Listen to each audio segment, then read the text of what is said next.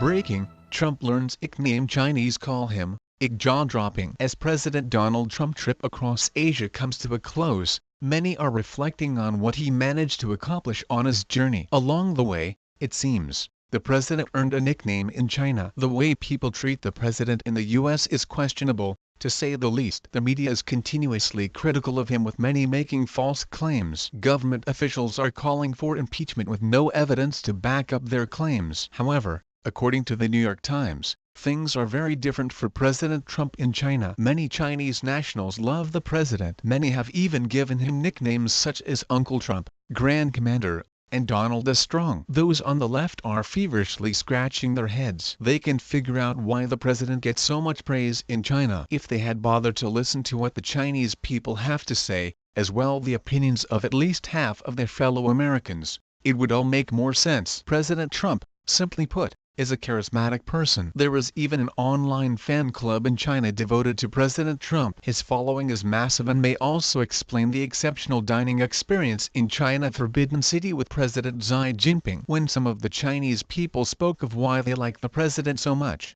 their reasoning was similar to why people in the United States like him. He is a fun character who, at the same time, is unafraid to pull a punch if he must. He true to himself, Dai Xiang, a citizen of the eastern province of Jiangsu, said. Xiang is a member of the Donald Trump fan club in China, which has over 23,000 members.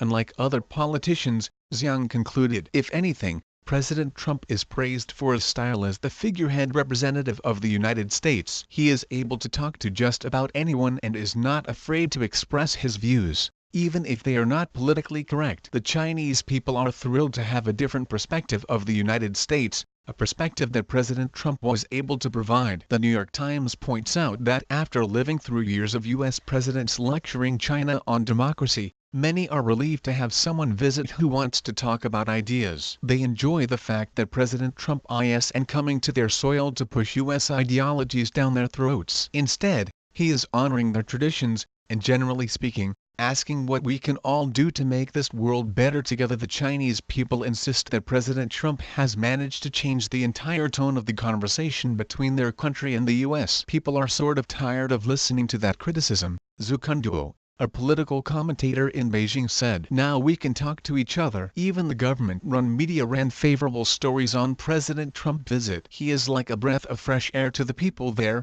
just as he is a breath of fresh air to the American people.